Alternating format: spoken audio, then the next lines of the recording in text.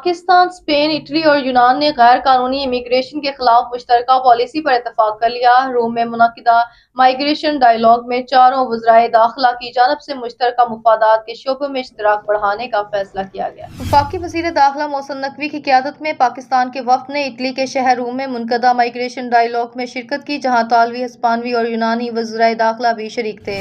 इतालवी वज़ीर दाखिला मैटियो पेंटेडोसी, स्पेन के वज़ीर दाखिला फ्रेंडो ग्रैंडे मार्लास्का और यूनान के वज़ीर माइग्रेशन अथानासिस पैलियोरिस ने गैर कानूनी इमिग्रेशन रोकने के लिए पाकिस्तानी इक़दामात की तारीफ की। बताया गया कि इस मौके पर पाकिस्तानी वज़ीर दाखिला के लीगल पाथवे के जरिए गैर कानूनी इमिग्रेशन रोकने की तजावीज़ पर तीनों ममालिक ने इत्तफाक किया और यूरोपीय यूनियन के जरिए पाकिस्तान की भरपूर मुआवनत का फैसला किया। पाकिस्तान, इटली, स्पेन और यूनान ने गैर कानूनी इमिग्रेशन को हर सतह पर रोकने के लिए मरबूत हिकमत अमली अपनाने पर भी इत्तफाक किया।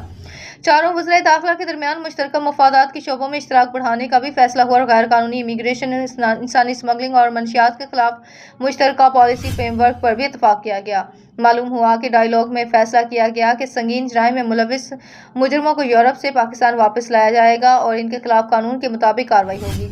चार मुल्की इजलास आइंदा पाकिस्तान में होगा और इस दौरान मोहसिन नकवी ने इटली की जानिब से 10,500 मुलाजमतें मुख्तस किए जाने पर इजहार तशक्कुर किया। इन्होंने कहा, यूरोपीय ममालिक नक्लो मकानी की ख्वाहिशमंद अफराद के लिए रेगुलर तरीकों की हौसला अफजाई करें ताकि गैर कानूनी आमद की हौसला शिकनी हो सके।